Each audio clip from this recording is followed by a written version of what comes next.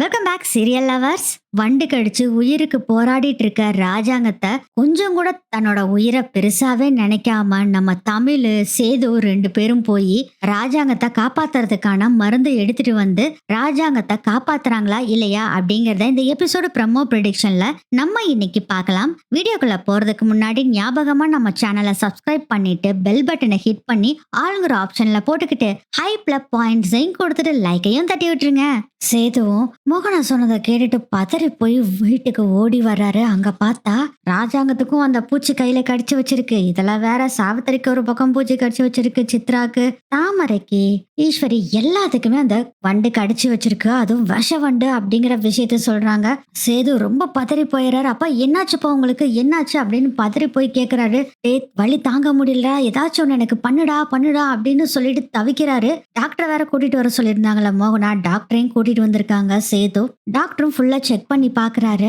Doctor சொல்றாங்க, நம்மளே இங்க கேம்புக்கு வந்திருக்கோம், இங்க எல்லாம் நம்ம சரி பண்றதுக்கு சரியான வசதிகள் இல்ல, அதனால நம்ம மலை விட்டு இறங்கி போனா தான் வேலைக்கு ஆகும் அப்படின்னு சொல்லவும் இந்த ஊர் பெரியவர் சொல்றாரு, ஆமா மலையை விட்டு கீழே கூட்டிட்டே போக முடியாதுமா, ஏற்கனவே ஐயா கிட்ட சொல்லியிருக்கேன், இங்க இருந்து மலையை விட்டு போனா என்ன ஆகும்னு, இன்னும் கொஞ்ச நேரத்துல காய்ச்சல் வந்துருமா, எப்படியாச்சும் எங்க ஐயாவை காப்பாத்துங்க அப்படின்னு சொல்றாங்க ஊர் தலைவர். டாக்டர் சொல்றாங்க, நாங்களும் பாத்துக்கிட்டு தாங்க ஐயா இருக்கோம், சேது வேற வழியே இல்ல, இங்க எந்த ஒரு மெடிசன் ஃபெசிலிட்டியும் இங்க இல்ல, நம்ம முதல்ல மலையில இருந்து கீழே இறங்கியே ஆகணும் அப்படின்னு சொல்லவும், ஆமாமா அப்படிலாம் தப்பே பண்ணிடாதீங்க, காய்ச்சல் இன்னும் கொஞ்ச நேரத்துல வந்ததுன்னா அது நிக்கவே நிக்காது, கீழே போனீங்கன்னா ரொம்ப காய்ச்சல் தாங்க முடியாம தான் போகும் அப்படின்னு சொல்லவும், ஐயா சேது சொல்றாரு, அண்ணே என்னன்னே பேசிக்கிட்டு இருக்கீங்க, டாக்டருக்கு தெரியாது உங்களுக்கு தெரியுமா அப்படின்னு சொல்றாங்க.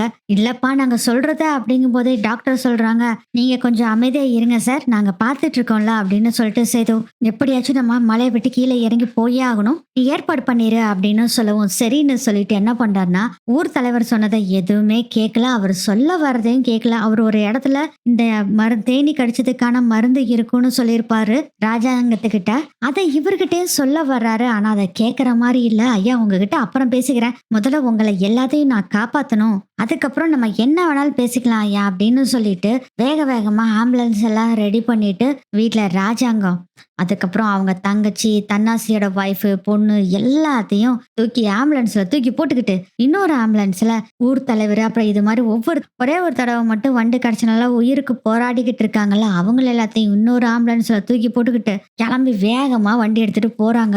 மலையை விட்டு கீழே இறங்க இறங்க பாத்தீங்கன்னா ஒவ்வொருக்கும் அப்படியே தூக்கி தூக்கி வாரி போடுது. காய்ச்சல் தாங்க முடியல, பயங்கர காய்ச்சல் ஆகுது. என்ன பண்றதுனே ஒருத்தருக்கும் தெரியல. டாக்டரும் என்னென்னமோ ட்ரீட் பண்ணி கொடுக்குறாங்க. அது ராஜாங்கத்துக்கு ரொம்பவும் காய்ச்சல் ஓவரா கொதிக்க ஆரம்பிக்குது. என்னடா என்ன பண்றதுன்னு தெரியலையே அப்படின்னு டாக்டரே முழிச்சிட்டு இருக்காங்க. டாக்டர் தான் அப்பதான் நினைக்கிறாங்க, ஓ ராஜாங்கத்துக்கு கையில மணிக்கட்டுல வந்து அந்த பூச்சி கடிச்சிருக்கு, சோ அந்த பூச்சியோட விஷம் நரம்புக்குள்ள போய் ஃபுல்லா அவரோட மூளைக்கு போயிருச்சு அப்படின்னு டாக்டர் புரிஞ்சுக்கிறாங்க. டிரைவர் கிட்ட சொல்லி ஆம்புலன்ஸ சீக்கிரம் வரட்டுங்க அப்படின்னு சொல்றாங்க. டிரைவரும் ஸ்பீடா தான் வண்டியை ஓட்டிட்டு போறாரு. இருந்தாலும் மலை பிரதேசம்ல வளைவு சுழிவெல்லாம் நிறைய இருக்கு. அவரும் இறங்கி போக போக கீழே போக போகவே பாத்தீங்கன்னா ரொம்ப தூக்கி வாரி போடுது ராஜாங்கத்துக்கு. மத்தவங்களுக்கு எல்லாம் ஐயோ காய்ச்சல் தாங்க முடியலையே அப்படின்னு கொதிக்குதே அப்படின்னு பயங்கரமா குளிரடிக்குதேன்னு நடுங்கிக்கிட்டு இருக்காங்க. கொஞ்சம் கொஞ்சமா மலையை விட்டு கீழே இறங்க இறங்க ராஜாங்கத்துக்கும் காய்ச்சலும் அதிகமாயிக்கிட்டே போய்கிட்டே இருக்கு. அப்ப டாக்டர் யோசனை பண்ணி பாக்குறாங்க, ஊர் தலைவர் சொன்னார்ல, மலையை விட்டு கீழே போக போக காய்ச்சல் அதிகமாயிக்கிட்டு தான் இருக்கும், குறையவே குறையாது, அவங்கனால அந்த வெப்பத்தவே தாங்க முடியாம இறந்து போயிருவாங்கன்னு சொன்னாங்கல்ல, அது ஞாபகம் வருது டாக்டருக்கு. ஏன்னா மலையில இருந்து வர வர கொஞ்சம் கொஞ்சமா கீழே இறங்க இறங்க அதிகமா காய்ச்சல் வந்துகிட்டே இருக்கு. 104 டிகிரிக்கு மேல தாண்ட ஆரம்பிக்குது. இனிமேல் காய்ச்சல் அதிகம் ஆச்சுன்னா ஜன்னி வந்துரும் அப்படின்னு டாக்டர் தெரிஞ்சுக்கிறாங்க. உடனே சேது கிட்ட சொல்றாங்க, எனக்கு என்னமோ அந்த ஊர் தலைவர் சொன்ன மாதிரி நடக்குமோன்னு தெரியுது சேது. டாக்டர் என்ன டாக்டர் இப்படி பேசிட்டு இருக்கீங்க? ஆமா சேது, எனக்கு என்னமோ அந்த ஊர் பெரியவர் சொன்னதா சரின்னு மாதிரி தெரியுது. மலையில இருந்து கீழே இறங்க ஆரம்பிச்சதுல இருந்து ஐயாவோட ஹெல்த் கண்டிஷன் ரொம்ப மோசமாயிக்கிட்டே இருக்கு, காய்ச்சலும் அதிகமாயிட்டே இருக்கு, வேண்டாம் சேது நம்ம மேலேயே போயிடலாம் அப்படின்னு சொல்றாங்க.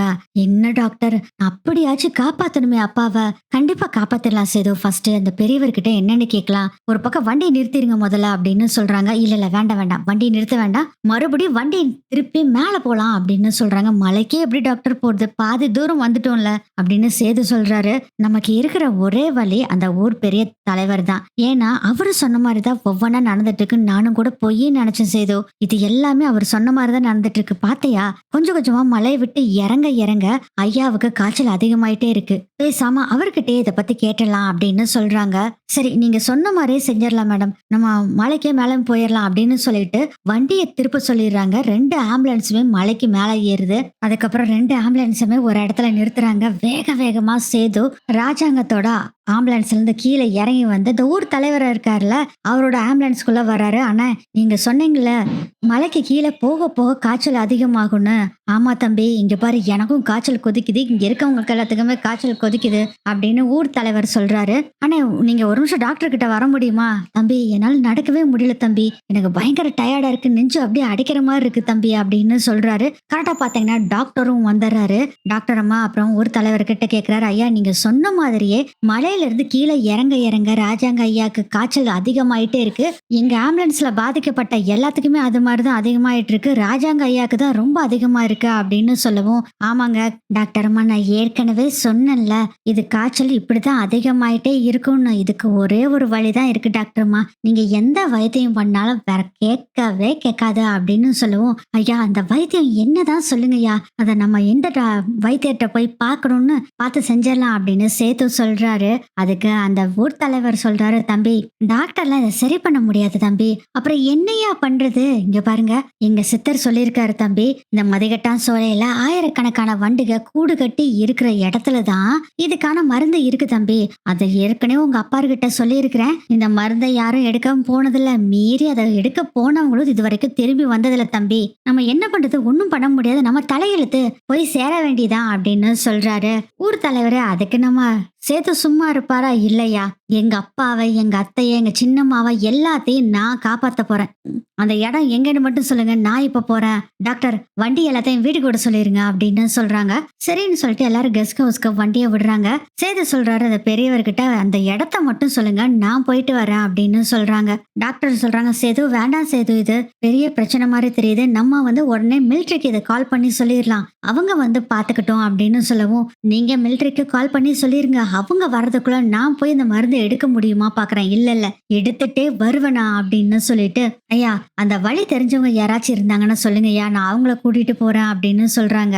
இல்ல தம்பி வேண்டாம் அப்படின்னு அவரும் சொல்றாரு. இல்லையா, நான் போயே ஆகணும், உங்க அமைச்சரான என் அப்பாவை காப்பாத்தியே ஆகணும், அதுக்கு என்ன வேணாலும் நான் செய்ய தயாரா இருக்கேன் அப்படின்னு சொல்றாரு. அதுக்கப்புறம் ஒரு போன் பண்ணி ஒரு 4-5 பேத்துக்கிட்ட அந்த ஊர் தலைவர் சொல்றாரு, நீ கரெக்டா இந்த அமைச்சர் ஐயா இருக்கே கெஸ்ட் ஹவுஸ்க்கு நீங்க வந்துருங்க, நாங்கெல்லாம் வந்துட்டு இருக்கோம். அப்புறம் இப்ப நடந்த விஷயத்த எல்லாத்தையுமே அவரும் சொல்லிடுறாரு. சரிங்கய்யா, நான் இவங்களை கூட்டிட்டு போறேன் அப்படின்னு சொல்லி அந்த ஆளுகளும் சொல்லிடுறாங்க. ஒரு 4-5 பேருங்க நேரா கெஸ்ட் ஹவுஸ்க்கு ராஜாங்கத்தை கூட்டிட்டு போறாங்க. அங்க மோகனா எல்லாம் வெயிட் பண்ணிட்டு இருக்காங்க. ராஜாங்கம் வர்றத பார்த்துட்டு, என்னாச்சு அவருக்கு சரியாயிருச்சா அப்படின்னு கேக்குறாங்க சேதுவை பார்த்து. இல்ல சின்னம்மா, இன்னும் அவர் அப்படிதான் இருக்காரு, நீங்க கவலைப்படாதீங்க, இதுக்கான மருந்து நான் எடுத்துட்டு வந்துருவேன். என்ன சேது சொல்லிட்டு இருக்க? ஆமா சின்னம்மா, மதிகட்டான் சோலைக்குள்ளதான் அந்த மருந்து இருக்காமா, நான் அதை போய் கண்டிப்பா எடுத்துட்டு வந்துருவேன் அப்படின்னு சொல்றாங்க. நான் சேதுக்கு ஆபத்து வரும் அப்படிங்கிற விஷயத்த சேது மோகனா கிட்ட மறைச்சிடறாங்க. கண்டிப்பா நீ எடுத்துட்டு வந்துருவேல சேது, உங்க அப்பாவை நீ காப்பாத்திருவேல, கண்டிப்பா எடுத்துட்டு வருவேன் சின்னம்மா, நீங்க கவலைப்படாதீங்க அப்படின்னு சொல்லிட்டு, டாக்டர் இன்னும் 2-3 டாக்டரை கூப்பிட்டுக்குங்க, நீங்க என்ன ட்ரீட்மெண்ட் பண்ணுவீங்களோ தெரியாது, நான் வர வரைக்கும் அவங்களுக்கு எதுவுமே ஆகக்கூடாது, அவங்கள எல்லாத்தையும் பத்திரமா பாத்துக்குங்க அப்படின்னு சொல்லிட்டு சேது போறாரு. இந்த ஊர் தலைவர் சொன்ன மாதிரியே ராஜாங்கத்தை வீட்டுக்குள்ள கூட்டிட்டு வந்தோடனே கொஞ்சம் கொஞ்சமா மலை ஏறும் போதே பாத்தீங்கன்னா காய்ச்சல் குறைஞ்சுக்கிட்டே வருது. வீட்டுக்குள்ள கூட்டிட்டு வந்தோடனே காய்ச்சல் குறைஞ்சிருது. ஆனா தலை வாரம் பயங்கரமா இருக்கு, தலை கின்னு டங்கு டங்குன்னு யாரோ சுத்தில போட்டு தலையில அடிக்கிற மாதிரி அவ்வளவு வலியா இருக்கு, வலி தாங்க முடியலன்னு கத்திக்கிட்டு இருக்காரு ராஜாங்க. ஒரு பக்கம், இன்னொரு பக்கம் பார்த்தா அந்த லேடிஸ் எல்லாரும், ஐயோ சாமி என்னால தாங்க முடியல, எனக்கு எப்படியாச்சும் காப்பாத்துங்க காப்பாத்துங்கன்னு சொல்லிட்டு இருக்காங்க. தாமரை நினைச்சுக்கிட்டு இருக்காங்க, நான் சேதுமாவை கல்யாணம் பண்ணி சந்தோஷமா வாழலாம் நினைச்சேன், அதுக்குள்ள என்னை கொல்ற பாக்குறிய கடவுளே அப்படின்னு சொல்லி அவங்க ஒரு பக்கம் புலம்பிக்கிட்டு இருக்கிறாங்க. பேஷண்ட் பேஷண்ட்ஸ் எல்லாத்தையும் வீட்டுக்குள்ள கூட்டிட்டு போய் எல்லாத்துக்கும் ட்ரீட்மெண்ட் கொடுத்துட்டு இருக்காங்க. ஒரு சீஃப் டாக்டர் ஒருத்தர் இருக்காரு. அவர்கிட்ட தான் பேசிக்கிட்டு இருக்காரு சேது. டாக்டர்மா நீங்க எப்படியாச்சும் நீங்க பாத்துக்கங்க, நான் போயிட்டு ஒரு 2 மணி நேரத்துல வந்துடுறேன் அப்படின்னு சொல்றாங்க. பார்த்து சேது, பத்திரமா போயிட்டு வாங்க. நீங்க ஏதாச்சும் ஒரு Dress மாதிரி போட்டுக்குங்க, அந்த பூச்சிகள் எதுவுமே கடிக்காம இருக்கிறதுக்கு அப்படின்னு சொல்லவும், இந்த 4-5 பேர் ஊர் தலைவர் சொல்லி வந்தாங்கல்ல, சேதுவை ஹெல்ப்புக்கு கூட்டிட்டு வர சொன்னார்ல, அவங்க 4-5 பேரும் வந்திருக்காங்க.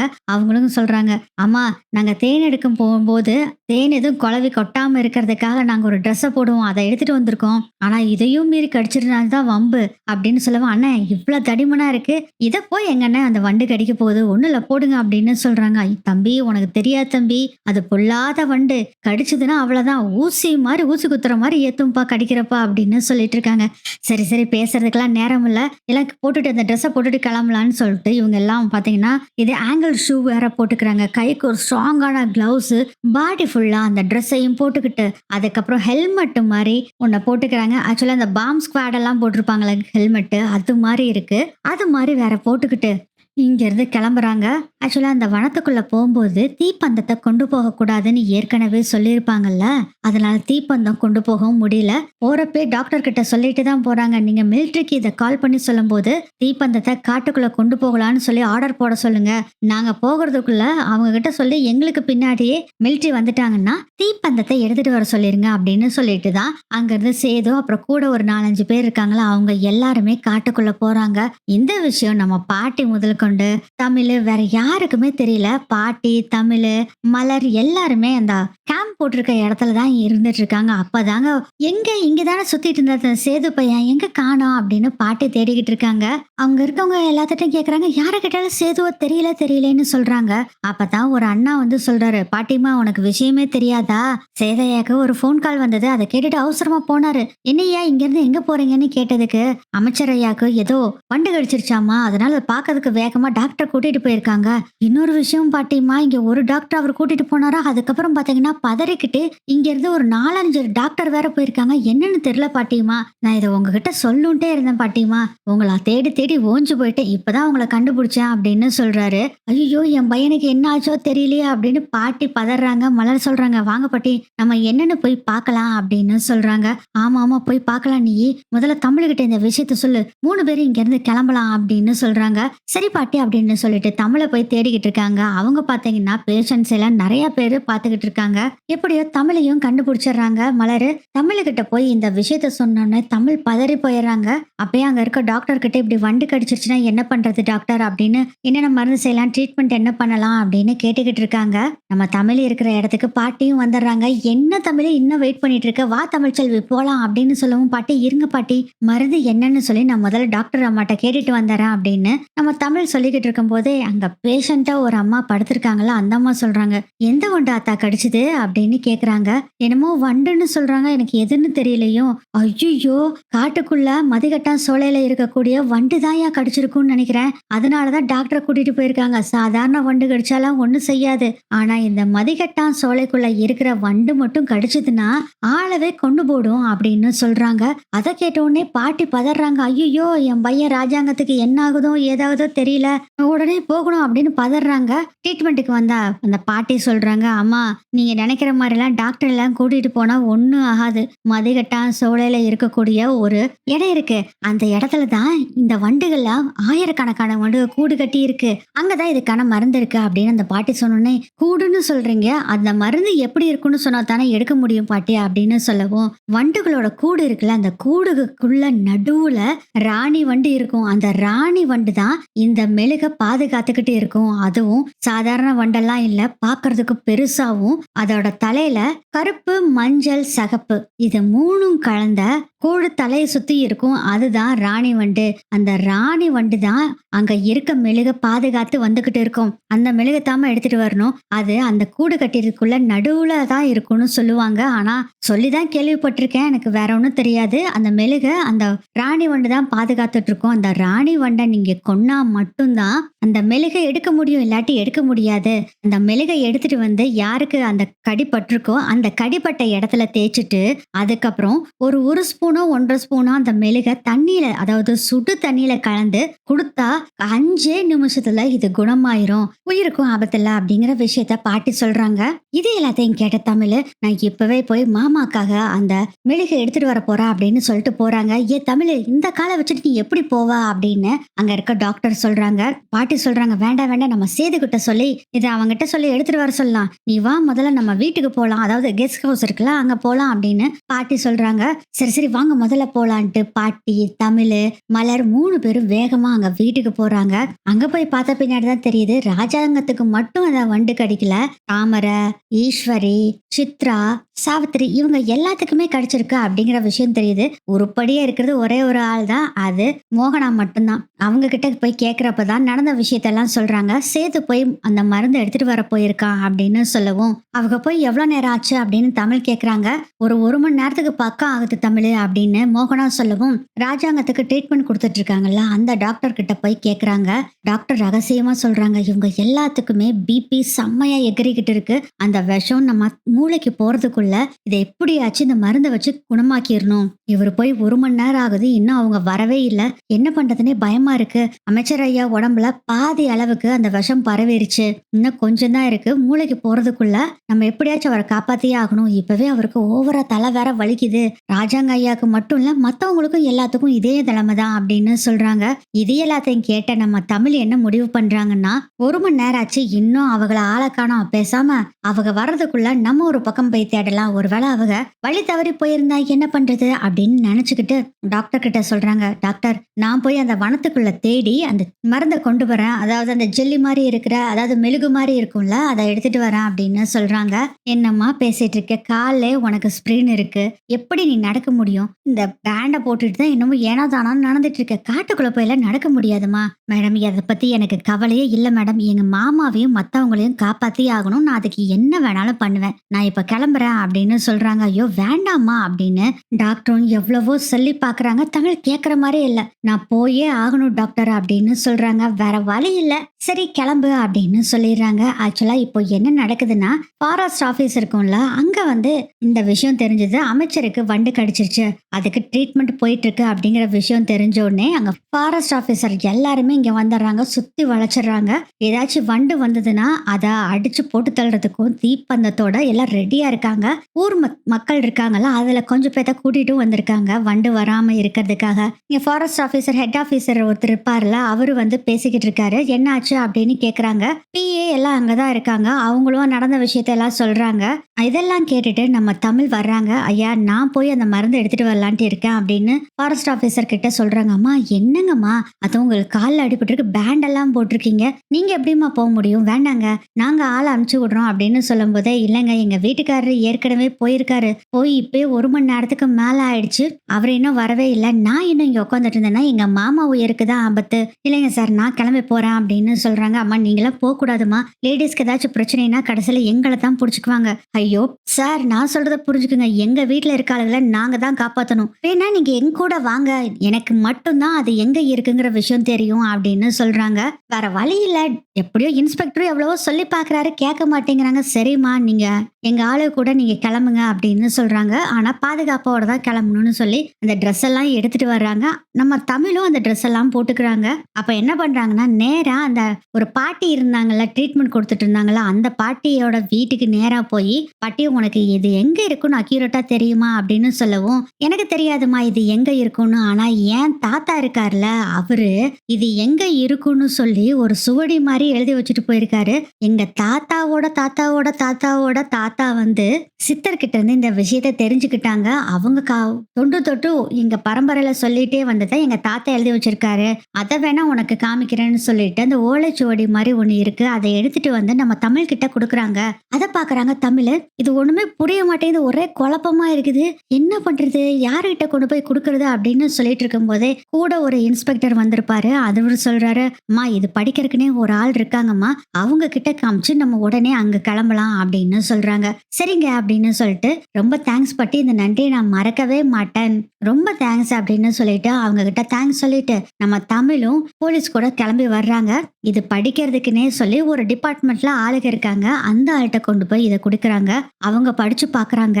அதை படிச்சு பார்த்துட்டு சொல்றாங்க, அவங்க சொல்லியிருக்க இடம் வடக்கு திசையில் இருக்கக்கூடிய ஒரு ஆத்தங்கரை ஓரத்துல நூற்றாண்டுகளா வாழ்ந்துட்டு இருக்கிற ஒரு ஆலமரம். அந்த ஆலமரம் சும்மா சாதாரணமாலாம் இருக்காது, ஜெய்ஜாண்டிக்கா இருக்கும். ஒரு ஆளே உள்ளுக்குள்ள போய் ஒரு வீடு கட்டி சமையல் பண்ணலாம், அது மாதிரி இருக்கும். அந்த ஆலமரத்துக்குள்ள போய் பாக்குறப்போ ரைட் ஹேண்ட் சைடு சுரங்கத்துக்கான ஒரு வழி இருக்கும். அந்த சுரங்கத்துக்குள்ள இறங்கி நடந்து போனீங்கன்னா வலது பக்கம் திரும்பி 40 அடி நடக்கணும். அதுக்கப்புறம் இடது வலதுன்னு 2 பக்கம் போகும். இடது பக்கமா திரும்பணும். அந்த இடது பக்கம் ஒரு 10 மீட்டருக்கு மேல போனா மறுபடியும் ஒரு முட்சந்தி வரும். அந்த முட்சந்தியில நேரா தாண்டி போகணும். அதையும் தாண்டி போனீங்கன்னா, அதையும் தாண்டி நடந்து போய்கிட்டே இருக்கும்போது உங்க கால்கள்ல எல்லாத்துலயும் தண்ணி பட ஆரம்பிக்கும். அப்படின்னா தான் கரெக்டா போறீங்கன்னு அர்த்தம். நீங்களும் கரெக்டா தண்ணி எந்த திசையில வந்துகிட்டு இருக்கோ அந்த திசையை நோக்கி நீங்களும் போகணும். அந்த திசையை நோக்கி போகும்போதே ஒரு அருவி விழுந்துட்டு இருக்கும். அந்த அருவி கிட்ட போய் நிப்பீங்க. அந்த அருவி நிக்கிற இடத்துக்கும் ரைட் சைடு திரும்பி ஒரு குகை மாதிரி போகும். அந்த குகைக்குள்ள நீங்க போனீங்கன்னா அங்கதான் வண்டுகள்லாம் சேர்ந்து ஒரு பெரிய ஜெய்ஜாண்டிக்கு ஆள் உயரத்துக்கு ஒரு கூடு கட்டி வச்சிருக்கும். அந்த கூண்டுக்கு நடுவுல ஒரு மகாராணி மெழுகால வீடு கட்டி மெழுகால சிம்மாசனத்தை வச்சு உக்காந்துருக்கும். அந்த மெழுக யாருக்கு அந்த வண்டுகள் கடிக்கப்பட்டிருக்கோ கடிக்கப்பட்ட இடத்துல பூசிட்டு அதுக்கப்புறம் அதை வெதுவெதுப்பான தண்ணியில நல்லா கலக்கி, தண்ணியும் அதுவும் ஒன்னா கலங்குற அளவுக்கு கலக்கி ஒரு பானம் மாதிரி அவங்களுக்கு அதை கொடுத்தா உயிர் காப்பாற்றப்படும் அப்படின்னு சொல்லி இதுல போட்டிருக்குதுங்க அப்படின்னு அந்த காலத்து லாங்குவேஜை படிக்கிறவர் சொல்றாரு. ரொம்ப நன்றிங்கய்யா அப்படின்னு தமிழ் சொல்றாங்க. அப்பதான் போலீஸ் எல்லாரும் யோசனை பண்றாங்க, இவரு சொல்ற இடத்த பார்த்தா அங்க ஆக்சிஜன் லெவல் ரொம்ப கம்மியா இருக்கும், அங்க போறது ரொம்ப சிரமம், அதனால நம்ம ஆக்சிஜன் எல்லாமே ஏற்பாடு பண்ணிட்டு தான் போகணும் அப்படின்னு முடிவும் பண்றாங்க. நம்ம தமிழ் பாத்தீங்கன்னா குதிக்கிறாங்க, உடனே போகணும்னு. ஆனா ரேஞ்சர்ஸ் எல்லாம் என்ன சொல்றாங்கன்னா, இல்லம்மா நீங்க சொல்ற மாதிரி எல்லாம் போக முடியாது, நம்ம ஆக்சிஜன் எல்லாமே ரெடி பண்ணிக்கிட்டு அதுக்கப்புறம் போலாம் அப்படின்னு முடிவு பண்ணிடுறாங்க. ஆக்சிஜன் எங்க இருக்குன்னு சொல்லி தேடுறப்போ இவங்க தான் ஏற்கனவே கேம்ப் போடுறதுக்காக நிறைய ஆக்சிஜன் எல்லாம் கொண்டு வந்திருப்பாங்கல்ல, அது யோசனை வருது. அதனால அங்க ரேஞ்சர்ஸ்ட சொல்றாங்க, சார் எங்க கேம்ப்லயே நிறைய ஆக்சிஜன் எல்லாம் கொண்டு வந்திருக்கோம், அதை எடுத்துக்கலாம் அப்படின்னு சொல்றாங்க. ஏன்னா நம்ம மலையை விட்டு கீழே இறங்கி போய் ஆக்சிஜன் எடுத்துட்டு வர்றதுக்கே 3-4 மணி நேரம் ஆயிரும். அதனால வேண்டாங்க, இங்க இருக்கிறத எடுத்துக்கலாம் அப்படின்னு பாக்குறப்போ ஒரு ஆக்சிஜன் பாத்தீங்கன்னா ஒரு 6-7 தான் இருக்குது. அந்த ஆக்சிஜனை கொண்டுட்டு போறதுக்கு ஒரு தனியா ஒரு ஆள் வேற வேணும். இது எல்லாத்தையும் கணக்கு பார்த்து ஆக்சிஜன் எடுத்துட்டு போறதுக்கு ஒரு 2-3 ஆளை வச்சுக்கிட்டு இவங்க எல்லாருமே அந்த ஷூட்டை போட்டுட்டு ஆக்சிஜனையும் வச்சுட்டு ரெடி ஆகுறாங்க. இதே சமயத்துல நம்ம சேதுவ காமிக்கிறாங்க. அவங்களுக்கு தான் இந்த ரூட் எல்லாம் தெரியாது, சும்மா மதிகட்டான் சோலைன்னு சொல்றாங்க. அது பார்த்தா பயங்கர அமேசான் காடு மாதிரி பயங்கரமா இருக்கு. எந்த பக்கம் வந்தோம் எந்த பக்கம் போகணும் எதுவுமே தெரியல. இவங்களும் நடந்து போய்கிட்டே இருக்காங்க. ஒரு தில்லுல நடந்து போயிடுறாரு. இப்போ ஒரு இடத்துல வந்து எல்லாரும் நிக்கிறாங்க. அண்ணா எங்க அண்ணன், நம்ம இவ்வளவு தூரம் வந்துட்டோம், குறைஞ்சது 2 மணி நேரத்துக்கு பக்கம் நம்ம நடந்திருக்கானே, நீங்க சொல்ற மாதிரி இடம் எதுவுமே வரலையே அப்படின்னு கேக்குறாரு சேது. ஆமா தம்பி, எங்க அப்பா சொன்னாரு இது மாதிரி இருக்குன்னு இடம், ஆனா அது எங்கேன்னு தெரியலையே தம்பி, எனக்கு ஒண்ணுமே புரியல, ஒரே குழப்பமா இருக்கு தம்பி, நம்ம வந்த வழியே திரும்பி போலான்னாலும் எங்க போனோன்னு கூட தெரியலையே அப்படின்னு சொல்லவும், அண்ணன் நான் அதுக்கு ஒரு பிளானை பண்ணிட்டு தான் வந்திருக்கேன், காட்டுக்குள்ள வர்றோம், தெரியாம வழி தெரியாம மாறிடுவோம் தெரிஞ்சுதான் இங்க பாத்தீங்களா இந்த கவர்ல அப்படிங்கிறாங்க. பார்த்தா நிறைய துணியை சின்ன சின்னதா கட் பண்ணி போட்டு இருக்கு. இந்த துணி எல்லாத்தையும் நான் சின்ன சின்னதா பீஸா கட் பண்ணி ஒவ்வொன்னவா நான் போட்டுக்கிட்டே வந்தானே, அதனால கவலையே இல்லை, நம்ம திரும்பியும் அந்த துணி எங்கெங்க விழுந்திருக்கோ அதை தொடர்ந்து நம்ம போயிடலாம் அப்படின்னு சொல்றாங்க. இவர் துணியை போட்டு வந்திருக்காரா, காத்துக்கு வேற துணி அங்கே இங்கேன்னு பறந்து வேற போயிருது. சரி வாங்க நான் அப்படியே போலான்னு சொல்லிட்டு அவங்களும் ரைட் சைடு போலாமா லெஃப்ட் சைடு போலாமான்னு அப்படியே யோசனை பண்ணிட்டு ஒவ்வொரு பக்கமா போய்கிட்டு இருக்கிறாங்க. இந்த சமயத்துல தான் நம்ம அதுக்கப்புறம் ஃபாரஸ்ட் ரேஞ்சர்ஸ் நம்ம தமிழ் எல்லாரும் ஊருக்குள்ள இருந்து காட்டுக்குள்ள கிளம்புறாங்க. ஆக்சிஜன் எல்லாமே வச்சிருக்காங்க.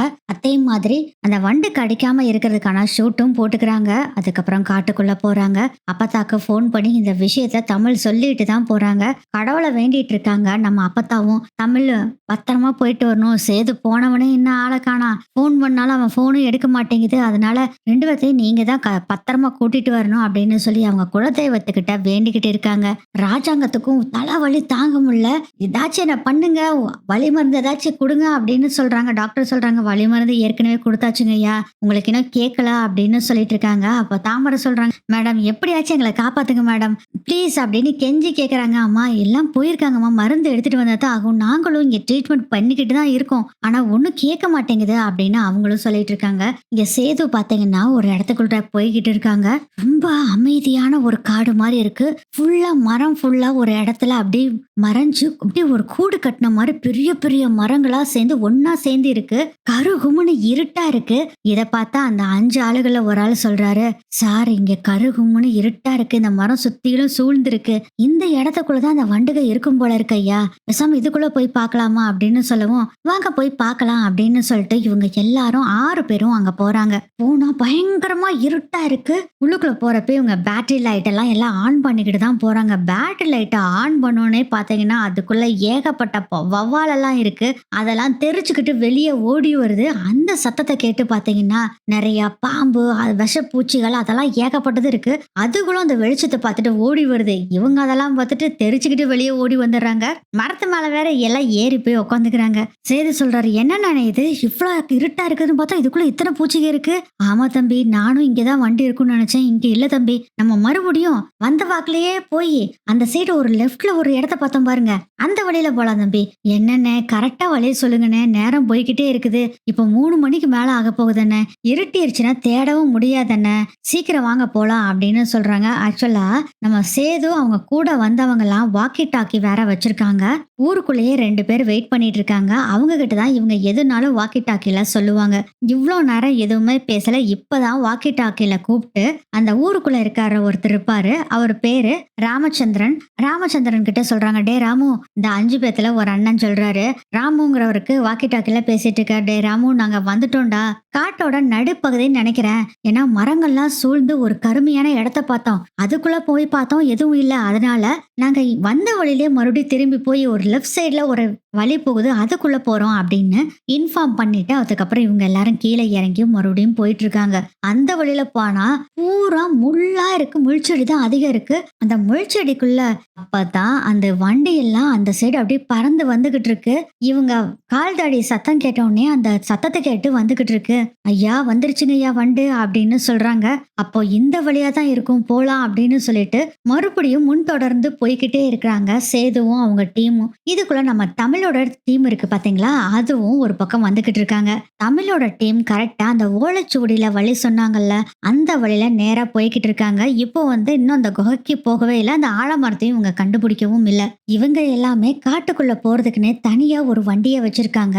அந்த வண்டியில தான் உள்ள போயிட்டு இருக்காங்க. இப்ப சேது போனார் பாத்தீங்களா, அதுவும் கரெக்டான வழிதான். அந்த முள்ளுக்காட்டெல்லாம் தாண்டி சேது நடந்து போய்கிட்டு இருக்காரு. அதே இடத்துக்கு நம்ம தமிழும் வந்துடுறாங்க. சேது நடந்துட்டு போயிட்டு இருக்கிறத பாக்குறாங்க. அங்க பாருங்க சார், எங்க வீட்டுக்காரோட டீம் அங்க போயிட்டு இருக்கு பாருங்க சார் அப்படின்னு சொன்னோடனே அவங்கள நோக்கி பிடிங்க அப்படின்னு சொல்லி கரெக்டா சேதுவையும் அவங்க டீமையும் பிடிச்சிடுறாங்க. தமிழை பார்த்தோன்னே, நீ எதுக்கு இங்கே வந்த அப்படின்னு சேது பதறிக்கிட்டு கேட்கிறாரு. நான் மாமாவை காப்பாத்தணும், அதுக்காக தான் வந்தேன், உங்களுக்காக ஒன்றும் வரல அப்படின்னு சொல்றாங்க. அப்படின்னா நம்ம சேது போயிருக்காரு, அவரையும் காப்பாத்தணும், அவங்க மாமாவையும் காப்பாத்தணும், அதுக்காக தான் நம்ம தமிழ் வந்திருக்காங்க.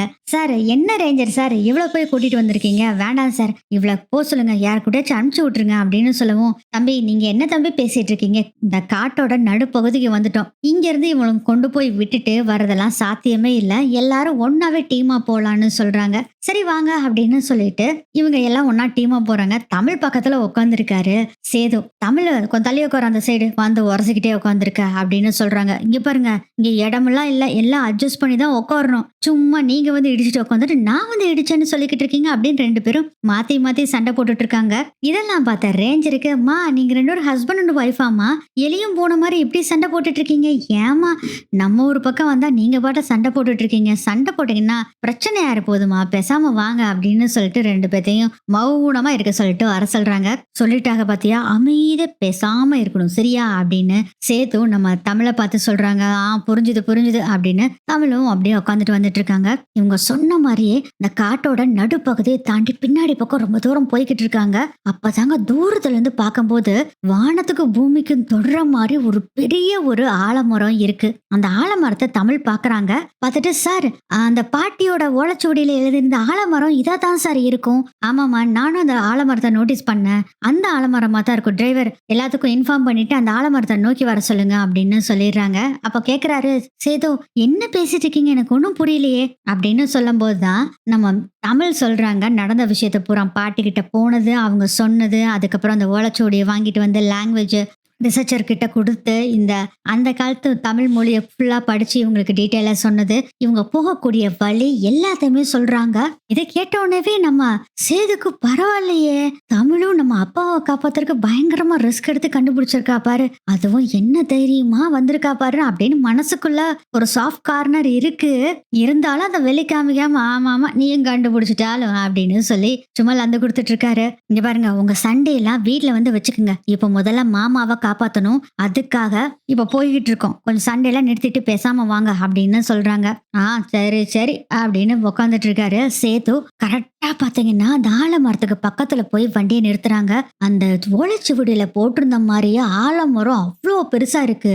அந்த ஆலமரத்தோட ஒரு கேப் மாதிரி நடுவுல இருக்கு. அந்த ஓட்டையே பாத்தீங்கன்னா ஒரு 2 ஆள் 3 ஆள் ஒருத்தர் மேல ஏறி நின்னோம்னா எவ்வளவு ஹைட் இருக்குமோ அந்த ஹைட்டுக்கு அந்த ஹோலே இருக்கு.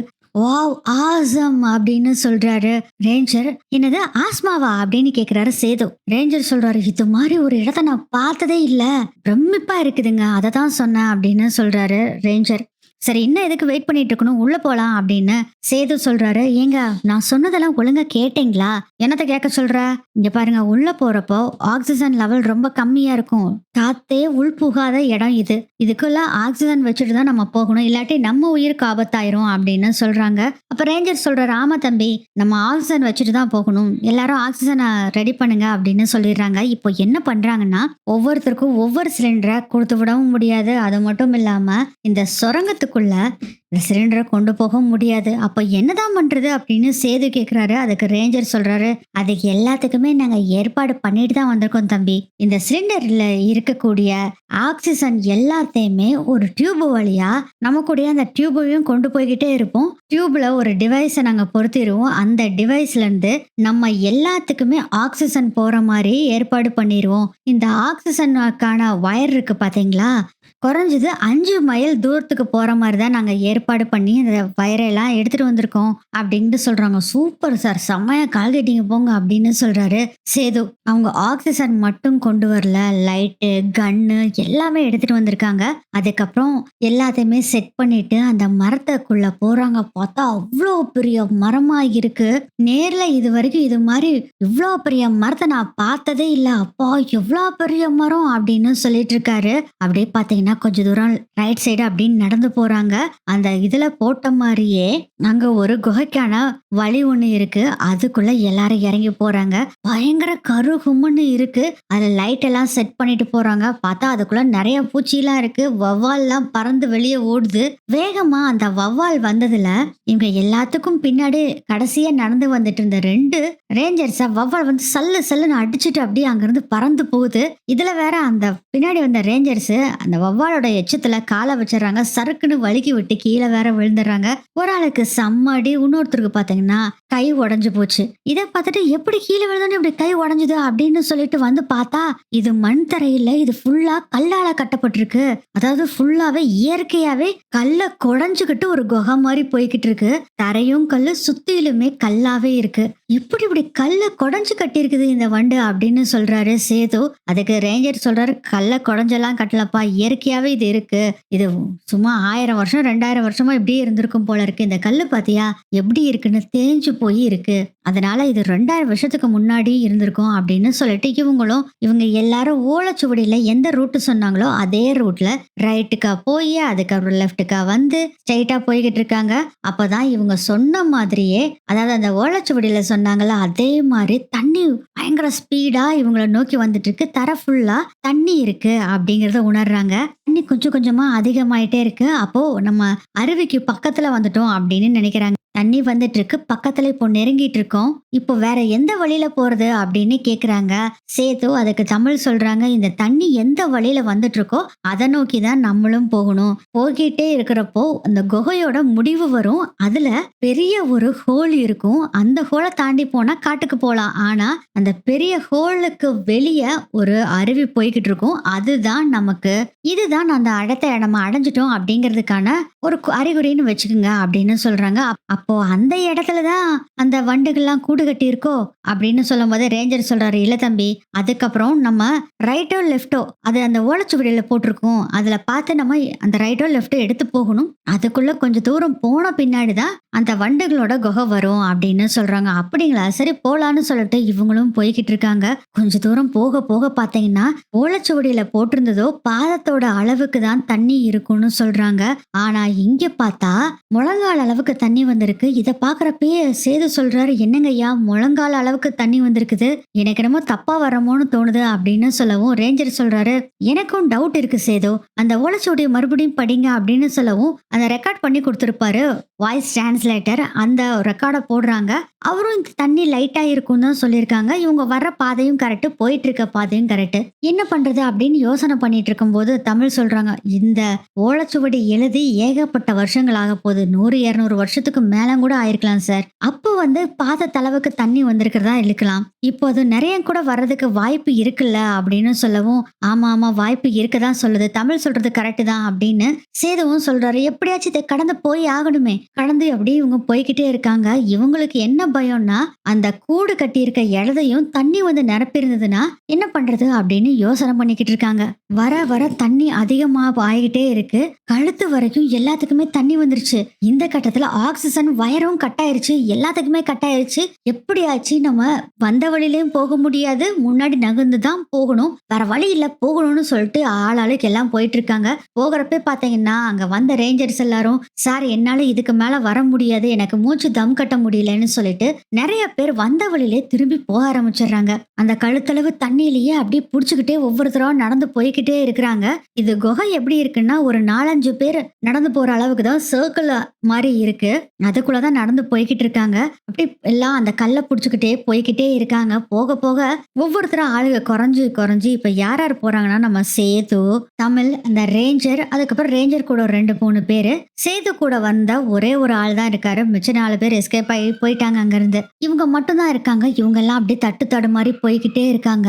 அப்பதான் பாத்தீங்கன்னா மறுபடியும் தண்ணி கொஞ்சம் கொஞ்சமா குறைய ஆரம்பிக்குது. கழுத்தளவு இருந்த தண்ணி அப்படியே வயிற்றளவுக்கு வருது. அப்படியே கொஞ்சம் கொஞ்சமா குறைஞ்சுக்கிட்டே வருது. இவங்களும் நடந்து போயிட்டே இருக்காங்க. போக போகவே சேது சொல்றாரு, சார் தண்ணி கம்மி ஆயிட்டே போயிட்டு இருக்கு, நம்ம அந்த இடத்த அடைஞ்சிட்டோம்னு நினைக்கிறேன் அப்படின்னு சொல்லவும், இன்னும் அருவியே வரல தம்பி, பார்க்கலாம் இருங்க அப்படின்னு சொல்லிட்டு ரேஞ்சரும் போய்கிட்டு இருக்காங்க. தலையில போட்டிருந்த அந்த மாஸ்க் மாதிரி ஒரு ஹெல்மெட் மாதிரி இருக்கும்ல, துணியில செஞ்சது, பாம் ஸ்குவாட் எல்லாம் போட்டிருப்பாங்களா, அது மாதிரிதான் இவங்களும் போட்டிருப்பாங்க. அதை ஓபன் பண்ணிடலாம் அப்படின்னு கேக்குறாரு. ஏன்னா என்னால மூச்சு விட முடியல அப்படின்னு சேது சொல்லவும் எல்லாருமே அதை தான் சொல்றாங்க, சார் என்னால ஆக்சிஜன் இல்லாம மூச்சு விட முடியல, எனக்கு நெஞ்சு அடைக்கிற மாதிரி இருக்கு, நான் பேசாம இதை தலையில இருக்க ஹெல்மெட்டை எடுத்துறேன் அப்படின்னு சொல்றாங்க. எல்லாரும் சொல்லவும் ரேஞ்சரும், ஆமா எனக்கும் அதே மாதிரிதான் இருக்கு, அதுவும் ரொம்ப நேரமா இது மாதிரிதான் இருக்கு, உங்ககிட்ட சொன்னா நீங்க பயந்துக்குவீங்கன்னு சொல்லிட்டு தான் இருந்தேன், வேற வழி இல்ல, நம்ம ஹெல்மெட்டை எடுத்துடலாம் அப்படிங்கும் போது ஒரு ரேஞ்சர் சொல்றாரு, சார் நீங்க சொல்றது கரெக்ட், இது ரொம்ப வருஷமா இப்படி இருக்கு, வேற ஏதாச்சும் மீத்தேன் ஏதாச்சும் லீக் ஆச்சுன்னா என்ன பண்றது அப்படின்னு கேக்குறாரு. ஒருத்தர் வேணா ஹெல்மெட்டை ஓபன் பண்ணி பார்க்கலாம், அப்படி சரியா இருந்ததுன்னா எல்லாருமே ஓபன் பண்ணிக்கலாம் ஹெல்மெட்டை அப்படின்னு முடிவு பண்ணிட்டு ஒரே ஒரு ரேஞ்சர் மட்டும் அந்த ஹெல்மெட்டை எடுக்கிறாரு. பார்த்தா ஆக்சிஜன் லெவல் கொஞ்சம் நார்மலா இருக்க மாதிரி தான் இருக்கு. ஏன்னா அப்புறம் அந்த ஹெல்மெட்டை தூக்கி கையில வச்சுக்கிட்டு அப்படின்னு நடந்து போறாங்க. போறப்ப பார்த்தா ஒரு சர்க்கிளா கொஞ்சம் பேர் நடந்து போற மாதிரி ஒரு சந்து மாதிரி தான் அந்த குகை இருந்தது. ஒரு பெரிய ஒரு குகையா மாறுது. போற வழியிலேயே அந்த இடத்துக்கு நிக்கிறாங்க. பார்த்தா பயங்கர பெரிய குகையா இருக்கு. நடுவுல தண்ணி நின்னுக்கிட்டு இருக்கு. கண்ணாடி மாதிரி இருக்கு அந்த தண்ணி, அவ்வளவு சூப்பரா இருக்கு, பன்னீர் மாதிரி இருக்கு. இந்த தண்ணிய பார்த்தோன்னேவே எல்லாத்துக்கும் ஆஹா இந்த தண்ணியை குடிக்கணும், பன்னீர் மாதிரி இருக்கு அப்படின்னு சொல்லி குடிக்க போறாங்க. அப்ப சேது சொல்றாரு, சார் ஏதாச்சும் கலந்து மருந்து கலந்த தண்ணியா இருக்க போகுது சார், இங்க விச செடியெல்லாம் நிறைய இருக்கு, பார்த்து குடிக்காதீங்க அப்படின்னு சொல்லவும், ஆமா ஆமா வேண்டாம் வேண்டாம்னு முடிவு பண்ணிட்டு எல்லாரும் எந்த சைடு போறதுன்னு தெரியாம முழிச்சிட்டு இருக்கிறாங்க. ஏன்னா ரைட் சைடு லெஃப்ட் சைடு ஆப்போசிட்ல 3 பக்கமும் ஒரு குகை போகுது. இந்த ஓலைச்சுவடியில சொல்லலையா அப்படின்னு ஒரே குழப்பத்துல இருக்காங்க. இங்க ஒரு குளம் மாதிரி நின்றுட்டு இருக்கு. இந்த தண்ணி எங்க இருந்து வருதுன்னு நம்ம நோட்டீஸ் பண்ணோம்னா அந்த பக்கம் கிளம்பலாம், தண்ணி வர இடத்த தானே நோக்கி போக சொல்லியிருக்காங்க அப்படின்னு தமிழ் சொல்லவும், ஆமா கரெக்ட்ன்னு சொல்லிட்டு இவங்க எல்லாம் செக் பண்ணி போறப்போ ஸ்ட்ரெயிட்டா இருந்து தண்ணி வந்துட்டு இருக்கு அப்படிங்கறத தெரிஞ்சுக்கிறாங்க. மறுபடியும் அந்த குகை மாதிரி இருக்கிற வழியில நடந்து போய்க்கிட்டே இருக்காங்க. ஒரு சந்து மாதிரி குகை இருக்கு. அதுல தான் நடந்து போய்கிட்டு இருக்காங்க. போயிட்டு இருக்கும் போதே அருவி விழுகிற சவுண்டு கேக்குது. ஆகா, அருவி சத்தம் கேக்குது. அப்போ நம்ம வர்ற பாதை கரெக்ட் தான் அப்படின்னு வேக வேகமா எல்லாரும் போறாங்க. கரெக்டா பாத்தீங்கன்னா அங்க அருவியும் வந்துருது. இங்க இருந்து ரைட் சைடு தான் திரும்பணும் அப்படின்னு சொல்றாங்க. பார்த்தா அந்த சைடு ஒரு குகை இருக்கு. அந்த வழியில உள்ள போக ஆரம்பிக்கிறாங்க. இந்த வழியில தண்ணி எல்லாம் இல்ல. பரவாயில்லையே, தண்ணி இல்லையே அப்படின்னு சொல்லிட்டு போறாங்க. ஆனா ஈரப்பதமா இருக்கு. லைட்டா பாதத்தளவுக்கு தண்ணி இருக்கு. அப்படியே நடந்து போய்கிட்டு இருக்காங்க. பார்த்தா அந்த இடத்தை நோக்கி நடந்து போய்கிட்டு இருக்கப்பே பார்த்தா வண்டுகளோட ஸ்மெல் அடிக்க ஆரம்பிக்குது. சேது கூட வந்தவர் சொல்றாரு, வண்டுவோட வாசம் அடிக்குது. சோ இங்கதான் அந்த வண்டுகள்லாம் இருக்குது அப்படிங்கறத தெரிஞ்சுக்கிறாங்க. எல்லாரும் ஹெல்மெட் எடுத்து போட்டுட்டு இருக்கும் போதே பாத்தீங்கன்னா கரெக்டா அந்த வண்டுகள்லாம் வந்து எல்லாத்தையும் கடிக்க ஆரம்பிக்குது. ஒவ்வொருத்தரையும் கடிச்சு வச்சுட்டு போகுது. அதுக்குள்ள எல்லாரும் ஹெல்மெட்டை போட்டுறாங்க. ஆளுக்கு எல்லாம் ஒவ்வொருத்தரும் ஒவ்வொரு கடி வாங்கிட்டு உட்காந்துருக்காங்க. ஆனா நம்ம தமிழ சேது என்ன பண்றாருன்னா அப்படியே அவர் கட்டிருந்த துண்டால அப்படியே மூடிக்கிறாங்க முகத்தை. தமிழுக்கு முகத்துல எதுவுமே காயவும் படல, எதுவும் ஆகல. தமிழை மட்டும்தான் வண்டு கடிக்கல. ஆனா சேதுவையும் வண்டு கடிச்சு வச்சிருச்சு. சேதுக்கும் பயங்கர வலி. எல்லாருமே பயங்கரமா துடிச்சிட்டு இருக்கிறாங்க. இதெல்லாம் பார்த்த தமிழ் சேதுவை திட்டுறாங்க. எதுக்காக இப்படி பண்ணீங்க? உங்களை நீங்க காப்பாத்திக்க வேண்டாமா அப்படின்னு சொல்லவும், அதெல்லாம் நீ முதல்ல பேசாத, முதல்ல மருந்து எடுக்கிறதுக்கு முதல்ல வழிய பாரு அப்படின்னு திட்டுறாரு சேது. ரொம்ப மனசு ஃபீல் ஆகுது நம்ம தமிழுக்கு. நமக்காக அவருக்கு அடி வாங்கிட்டாரே வண்டுகிட்ட அப்படின்னு சொல்லிட்டு ஏதாச்சும் சேதுக்கு ஆயிருமோன்னு பயந்துட்டு எல்லாரும் இங்கேயே உட்காருங்கன்னு நம்ம சேதுவும் சேர்த்து உட்கார வச்சுட்டு வேகமா தமிழ் அங்க உள்ள போறாங்க. இப்போ தமிழ் சரி எல்லாருமே ஹெல்மெட் போட்டுக்கிட்டாங்க. அதனால வண்டுனால கடிக்க முடியல. அங்க ஆனா நிறைய வண்டுகள் சுத்திக்கிட்டு இருக்கு. தமிழ் அப்படியே ரொம்ப கஷ்டப்பட்டு நடந்து போயிட்டு இருக்காங்க. இதை பாக்குற சேதுவோட மனசு ரொம்ப கஷ்டப்படுது. தமிழ் ரொம்ப கஷ்டப்பட்டு போயிட்டு இருக்கான்னு தெரியுது. அதனால ஆக்சுவலா ஹெல்மெட்டை வந்து சீல் பண்ணாம இருந்திருப்பாங்க. அதனாலதான் எல்லாத்தையும் போய் அந்த வண்டு கடிச்சு வச்சிருக்கோம். இப்போ எல்லாருமே ஹெல்மெட் போட்டு ஷீல் பண்ணிட்டாங்க.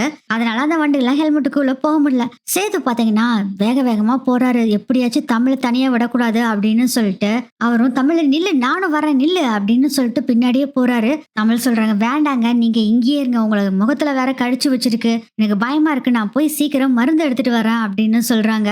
வேண்டாம், நான் சொல்றேன்ல, நீ முதல்ல வா அப்படின்னு சொல்லிட்டு தமிழை கூட்டிட்டு போறாங்க.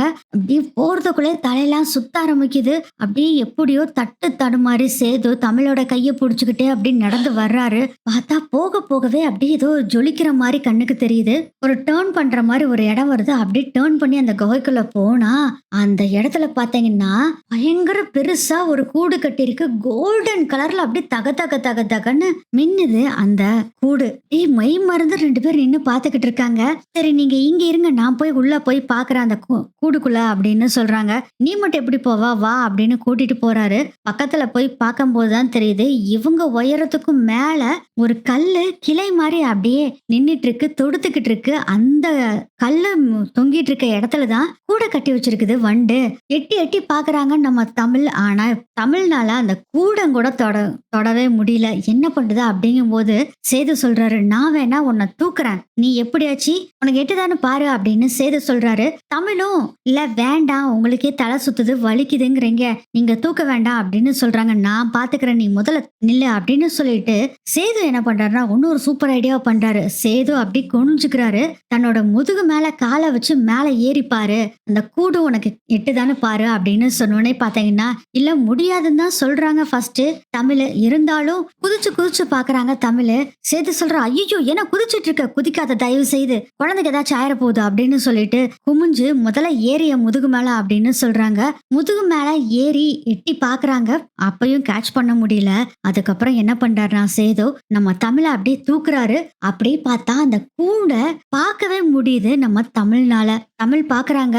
சேது சொல்றாரு, அங்க இருக்குதா கோந்து பாரு அப்படின்னு சொல்றாங்க. ஆமாங்க கோந்தும் இருக்குது, அதுல உட்காந்துட்டு இருக்குதுங்க மகாராணி தேனியும் அப்படின்னு சொல்றாங்க.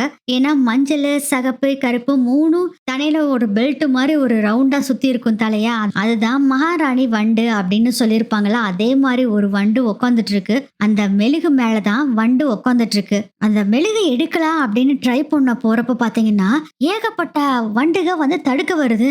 என்ன பண்றதுன்னு தெரியல. ஆனா கையில எல்லாம் கிளவுஸ், அவங்க அதான் அந்த ட்ரெஸ்ஸே போட்டிருக்காங்களா, அதனால வண்டு ஒண்ணும் செய்யாது. தமிழ் சொல்றாங்க, "எங்க வண்டு நெறைய இருக்குதுங்க. அந்த மகாராணி தேனீ கிட்ட கைய கொண்டு போகவே விட மாட்டேங்குது வண்டு."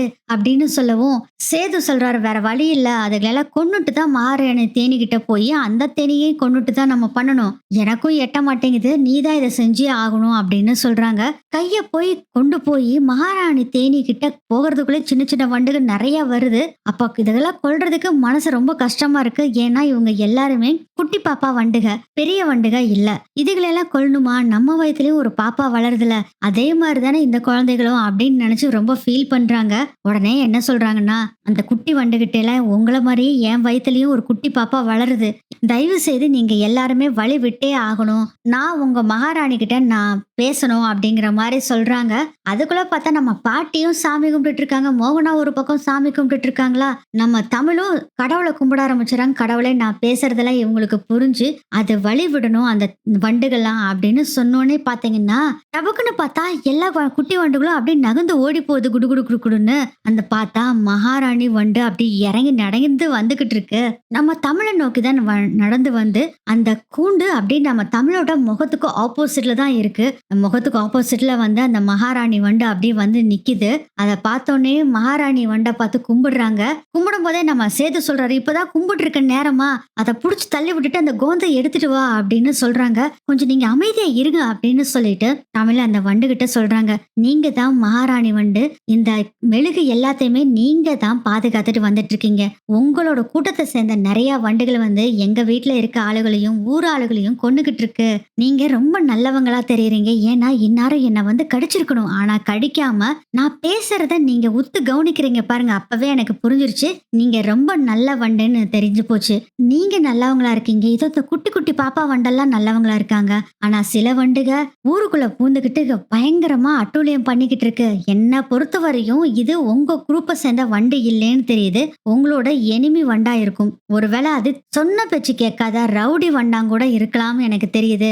அவங்க கிட்ட இருந்து எங்க மனிதர்களை காப்பாத்துறதுக்கு உங்களோட மெழுகு எனக்கு வேணும். அதை கொடுங்க அப்படின்னு சொல்லி ரொம்ப கெஞ்சி சாமியை கும்பிட்டு அந்த மகாராணி வண்டு கிட்ட கேட்டா, அந்த மகாராணி வண்டு என்ன ஒரு ஆச்சரியம், அது அப்படியே நகர்ந்து போய் அப்படியே நிக்குது. மெழுகை எடுத்துக்குங்க அப்படின்னு சொல்ற மாதிரி நிக்குது. இதை பார்த்தோன்னே ரொம்ப சந்தோஷமாயிருது. ஏற்கனவே இதுக்கு ஒரு பாக்ஸை வேற எடுத்துட்டு வந்திருப்பாங்க. ஒரு கண்ணாடி குவளை மாதிரி ஒன்னு எடுத்துட்டு வந்திருப்பாங்க.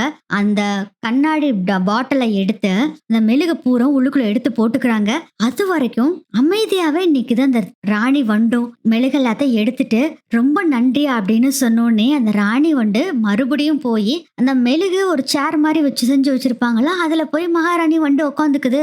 அதை பார்த்தோன்னே என்ன ஒரு மிராக்கல் அப்படின்னு நினைச்சு ரொம்ப சந்தோஷப்பட்டு உன்னை என்னைக்குமே மறக்க மாட்டேன். இது மாதிரி ஒரு நல்ல வண்டு நான் உலகத்திலேயே பார்த்ததில்ல. நான் பேசுனதை புரிஞ்சுக்கிட்ட.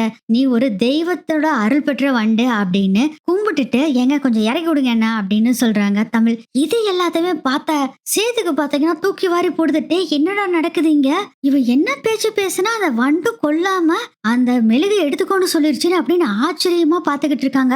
என்னங்க முழிச்சுக்கிட்டு இருக்கீங்க அப்படின்னு சொல்லிட்டு அந்த ஹெல்மெட்டை எடுங்க அப்படின்னு சொல்லி ஹெல்மெட் எடுக்க சொல்லி, அப்ப பாத்தீங்கன்னா எந்த ஒரு வண்டுமே இவங்க ரெண்டு பேத்தையும் எந்த ஒரு காயமுமே படுத்தல. வண்டுக பார்த்தா இவங்கள ஒரு அடி தள்ளி தான் சுத்திக்கிட்டு இருக்கு. பாட்டில்ல இருந்த அந்த மெழுகு எடுத்து சேதுக்க கடிச்சு வச்சதுல முகத்துல அந்த இடத்துல அந்த மெழுகு தடவுறாங்க. தடவுன உடனே பாத்தீங்கன்னாவே இந்த வலியெல்லாம் கட கட கட கட கடன்னு குறையுது. தமிழ் வலி எல்லாமே குறைஞ்சு போச்சு. அதை கேட்டோன்னா தமிழுக்கு ரொம்ப சந்தோஷம். இன்னியும் நம்ம தாமதிக்க வேண்டாம், வேகமா வாங்க போலாம் அப்படின்னு சொல்லிட்டு தமிழ் நம்ம சேதுவை கூப்பிட்டுட்டு வேகமா அங்க இருந்து கிளம்புறாங்க. அதுக்குள்ள வெளியே வந்து பார்த்தா ஏகப்பட்ட பேருக்கு வண்டு கடிச்சு எல்லாம் வலியில இருக்காங்கல்ல, அவங்களுக்கு எல்லாத்துக்கும் இந்த மெழுகு தடவி விடுறாங்க. எல்லாருமே பாத்தீங்கன்னா அந்த வலி சரியாயிருது. விஷம் கொஞ்சம் கொஞ்சமா குறைய ஆரம்பிக்குது. நம்ம உடனே போகணும். ஏன்னா அவங்களுக்கு எல்லாத்துக்கும் மருந்து தடவி விடணும். அதே மாதிரி இவங்க எல்லாருமே இந்த வெதுவெதுப்பான தண்ணியில இந்த மெழுகு கலந்து குடிக்கணும்ல, அதையும் போய் குடிக்கணும்ல, அதெல்லாம் சீக்கிரமா வாங்கன்னு சொல்லிட்டு எல்லாரும் மறுபடியும் வேக வேகமா அந்த குகையில இருந்து வெளியே வர்றாங்க. அந்த ஆலமரத்துக்கும் வந்துடுறாங்க. அதுக்கப்புறம் வண்டியில எல்லாம் ரெடியா இருக்காங்க. வண்டியில ஏறி ஸ்ட்ரெயிட்டா காட்டுல இருந்து கிளம்பி வர்றாங்க. இங்கே பார்த்தா ராஜாங்கம் மூச்சு திணறல் வர ஆரம்பிக்குது. கோமாக்கு போற சுச்சுவேஷனுக்கு ராஜாங்கம் வந்துடுறாரு. ஏன்னா ராஜாங்கத்தோட கையில அதுவும் அந்த நர்வ்ஸ் போகுதுல, அந்த இடத்துல கடிச்சு வச்சனாலதான் இவ்வளவு பாதிப்பு ராஜாங்கத்துக்கு. மத்தவங்களுக்கு எல்லாரும் எல்லாத்துக்குமே ரொம்ப மோசமான நிலைமையில தான் இருக்காங்க. வீட்டுக்கு நம்ம தமிழ் அண்ட் சேது 2 பேரும் வந்துடுறாங்க. ரேஞ்சர் எல்லாருமே வந்துடுறாங்க. வந்தோடனே பாத்தீங்கன்னா அந்த மெழுக கொண்டு வந்து ஃபர்ஸ்ட் ராஜாங்கத்தோட கையில தான் தமிழ் தடவி விடுறாங்க. அதுக்கப்புறம் மத்தவங்களுக்கு எல்லாம் கொஞ்சம் கொஞ்சமா கொடுத்து தடவி விட சொல்லிட்டு ஒரு வெதுவெதுப்பான தண்ணி எடுத்துட்டு வர சொல்லி அந்த வெதுவெதுப்பான தண்ணியில ராஜாங்கத்துக்கு மருந்த கலந்து முதல்ல கொடுக்குறாங்க. அதுக்கப்புறம் சேது மத்த எல்லாத்துக்குமே கொடுக்க ஆரம்பிச்சிடுறாங்க. ஒரு 1/2 மணி நேரம் கூட ஆகல, அப்படியே விஷம் கொஞ்சம் கொஞ்சமா குறைய ஆரம்பிக்குது. வலி தாங்க முடியாம துடிச்சுக்கிட்டு இருந்த ராஜாங்கம் கொஞ்சம் கொஞ்சமா ரிலீவ் ஆக ஆரம்பிக்கிறாரு. மத்த லேடிஸ் எல்லாம் இருக்காங்கல்ல, அவங்க அப்புறம் ஊர் தலைவர் எல்லாத்துக்குமே கொஞ்சம் கொஞ்சமா ரிலீவ் ஆக ஆரம்பிக்கிறாங்க. ஒரு மணி நேரத்துல பார்த்தா எல்லாருமே நார்மலான நிலைமைக்கு வந்துடுறாங்க. எல்லாத்துக்குமே செம்ம ஹாப்பி ஆயிருது. வாவ், நம்ம இதுல இருந்து எப்படியோ தப்பிச்சிடா அப்படின்னு எல்லாம் நினைச்சிட்டு இருக்காங்க. இதுக்கு எல்லாத்துக்குமே காரணம் சேதுவும் தமிழும் தான் அப்படின்னு சொல்றாங்க. பாட்டிக்கோ செம்ம சந்தோஷம். ராஜாங்கம் கண்ணு முழிச்சிடுறாரு. கண்ணு முழிச்சோடனே பாட்டி ஓடி போய் ராஜாங்கம் அப்படின்னு கட்டி பிடிச்சிக்கிறாங்க. அம்மா எனக்கு ஒண்ணு இல்ல, நல்லா தான் இருக்கேன் அப்படின்னு சொல்லவும் இதுக்கு எல்லாத்துக்கும் காரணம் சேதுவும் தமிழும் தான் அப்படின்னு சொல்லவும் அப்போ சேது சொல்றாரு, அப்பதான் உனக்கு ஒரு விஷயம் தெரியுமா, அந்த வண்டுகளை எல்லாத்தையும் கொன்னுட்டு அந்த மெழுகை எடுத்துட்டு வான்னு சொன்னேன் தமிழ்கிட்ட. ஆனா அவ என்ன மாயம் பண்ணாலும் மந்திரம் பண்ணாலும் தெரியல, அப்பத்தா பேசியே அந்த வண்டுகள் எல்லாத்தையும் மயக்கி அந்த மெழுகை எடுத்துட்டு வந்துட்டா அப்படின்னு சொல்லிட்டு இருக்காங்க. ராஜாங்க பாத்தீங்கன்னா நம்ம தமிழை கையெடுத்து கும்பிடுறாங்க. என் உயிரை காப்பாத்துற மகாராசிமா நீயே அப்படின்னு சொல்றாரு. ஐயோ மாமா, எதுக்கு மாமா இப்படி எல்லாம் சொல்லி கையெடுத்து கும்பிட்டு இருக்கீங்க, நீங்க எவ்வளவு பெரிய ஆளு, உங்களை உயிரை காப்பாத்துறதுக்கு எனக்கு ஒரு சான்ஸ் கிடைச்சிருக்கு மாமா, அவ்வளவுதான் அப்படின்னு சொல்றாங்க. அப்ப டாக்டர் சொல்றாங்க, இந்த மெழுகை எடுத்துட்டு போய் டெஸ்ட் பண்ணி நம்ம இதை வச்சு ஒரு மெடிசனை கண்டுபிடிச்சோம்னா இந்த ஊர் மக்களை எல்லாத்தையுமே காப்பாத்திரலாம் அப்படின்னு சொல்றாங்க. ஆமா டாக்டர், நீங்க சொல்றது 100க்கு 100 கரெக்ட். இந்த மெழுகுல என்னென்ன கெமிக்கல்ஸ் கலந்துருக்குன்னு நம்ம தெரிஞ்சுக்கிட்டு இந்த கெமிக்கல்ஸை வச்சு நம்மளே ஒரு மருந்து தயாரிக்கலாம், இந்த வண்டுகள்ல இருந்து இந்த ஊர் மக்களை காப்பாத்தலாம் அப்படின்னு சொல்லி நம்ம தமிழும் சொல்றாங்க. இதுக்குள்ள பாத்தீங்கன்னா ஊர்ல இருக்க மக்கள் எல்லாருமே ராஜாங்கத்தோட அந்த கெஸ்ட் ஹவுஸ் இருக்குல்ல, அங்கதான் வந்து நின்னுட்டு இருக்காங்க. அப்பதான் ஊர் தலைவர் பொழைச்சு எழுந்திருச்சிட்டாருல, வெளியே வந்து நிக்கிறாரு. ஊர் தலைவர் உயிரோட வந்ததை பார்த்து எல்லாருமே ஹாப்பியா ஃபீல் பண்றாங்க. அப்பதான் ஊர் தலைவர் சொல்றாரு, இதுக்கு எல்லாத்துக்கும் நான் இப்படி உயிரோட இருக்கிறதுக்கு காரணமே இந்த தமிழும் சேது தம்பியும் தான், இவங்க 2 பேத்துக்கு ரொம்ப நன்றி அப்படின்னு சொல்லவும், ஐயோ எனக்கெல்லாம் நன்றி சொல்லாதீங்க, நான் சும்மா தான் கூட தான் போனேன், தமிழ் தான் வண்டுகிட்ட பேசி ராணி வண்ட பேச்சாலே மைக்கி மெழுக தூக்கிட்டு வந்துட்டாங்க அப்படின்னு சொல்லிட்டு இருக்காங்க. அம்மா இந்த நன்றியை நாங்க எப்பயுமே மறக்க மாட்டோமா அப்படின்னு சொல்லிட்டு எல்லாம் சப்சாடா தபக்கடின்னு எல்லாம் கால விழுக ஆரம்பிச்சிடுறாங்க. அப்ப பாத்தீங்கன்னா ராஜாங்கமும் இருக்காரு. ஐயா, உங்க மருமகனாலதான் நாங்க எல்லாரும் பொழைச்சோம், உங்களை நாங்க மறக்கவே மாட்டோம், எங்க வாழ்நாள் முழுவதும் உங்களுக்கு தாயா நாங்க ஓட்டு போடுவோம் அப்படின்னு சொல்லி எல்லாருமே சொல்றாங்க. ரொம்ப சந்தோஷமாயிருது மோகனா பாட்டி எல்லாத்துக்குமே. நானே இந்த உயிருக்கு போராடிட்டு இருந்தேன், ஆனா என் மருமகளோட உதவியால தான் நானும் பொழைச்சேன், இந்த ஊரும் இப்போ நல்லா இருக்கு, எனக்கு ரொம்ப சந்தோஷம் அப்படின்னு சொல்லிட்டு இன்னும் கொஞ்ச நாள்ல இந்த மெழுக வச்சு அது என்னென்ன காம்பினேஷன் இருக்கு அப்படிங்கறத கண்டுபிடிச்சு இதே மாதிரி ஒரு மருந்தை தயாரிச்சு உங்ககிட்ட கொடுக்க வேண்டியது என்னோட பொறுப்பு அப்படின்னு சொல்றாரு. ராஜாங்க ஐயா ரொம்ப நன்றியா நன்றியா அப்படின்னு சொல்றாங்க. இதுல கொஞ்சோண்டு மெழுக சாம்பிளுக்கு எடுத்துட்டு டாக்டர்ஸ் அங்கிருந்து கிளம்பிடுறாங்க. அதுக்கப்புறம் பாத்தீங்கன்னா இந்த மெழுகு ஒரு பாட்டில தானே கொண்டு வந்தாங்க. ஆக்சுவலா இது பெரிய பாட்டில தான் கொண்டு வந்திருப்பாங்க. ஏன்னா ஒரு துளி எடுத்து அந்த கடிச்ச இடத்துல வச்சாவே போதும், சரியாயிருது. அப்புறம் கொஞ்சோண்டு 1-1.5 ஸ்பூன் பக்கம் அவங்களுக்கு கலந்து குடிக்கிறதுக்கும் கொடுக்கணும்ல, அதையும் கொடுத்தா போதும். இந்த ஒரு பாட்டில் எப்படியும் உங்களுக்கு 1 வருஷம் பக்கம் வரும். ஆனா அதுக்குள்ள நாங்க மருந்தும் தயாரிச்சு கொடுத்துருவாங்க, அப்புறம் நீங்க இதை வண்டை பத்தி கவலையே பட வேண்டியதில்ல அப்படின்னு சொல்லிட்டு இருக்காரு ராஜாங்கம். அப்புறம் இன்னொரு விஷயத்தையும் சொல்றாரு, இந்த வண்டு வராம இருக்கிறதுக்கு என்ன பண்ணணுமோ அதுக்கான விஷயங்களையும் நான் பண்றேன். ஏன்னா என் மருமக இருந்தனால நான் உயிர் பொழைச்சேன், என் மகனும் மருமகளும் சேர்ந்து என்னை காப்பாத்திட்டாங்க.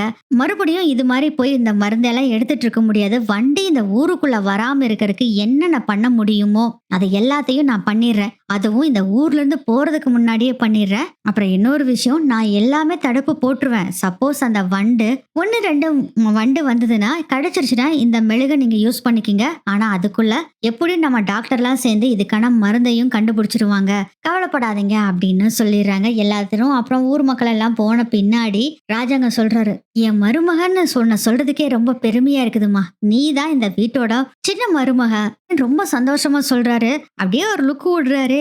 சேது என்னடா பார்த்துட்டு இருக்க? அதெல்லாம் ஒண்ணும் இல்லப்பா அப்படின்னு சேது சொல்றாரு. பாட்டி சொல்றாங்க தமிழு, பேசாம நம்ம வீட்டுக்கே வந்துரு தமிழு. அந்த அவுட் ஹவுஸ்லாம் வேண்டாம் அப்படின்னு சொல்றாங்க. அம்மாச்சி நான்லாம் வர முடியாது. அவர மன்னிக்கவும் முடியாது அப்படின்னு சொல்லவும், நீ என்னத்த போய் மன்னிக்கிறது? நான் உன்ன மன்னிக்க மாட்டேன் அப்படின்னு சொல்லிட்டு இருக்காரு. சேது சரி சரி போதும் போதும் இந்த சண்டையை நிறுத்துங்க. என் பையன் ராஜாங்கத்த என் பேரன் சேது என் பேத்தி தமிழ்ச்செல்வியும் சேர்ந்து காப்பாத்திட்டாங்க. அதுவும் உயிரை பணைய வச்சு 2 பேரும் காப்பாத்திருக்காங்க.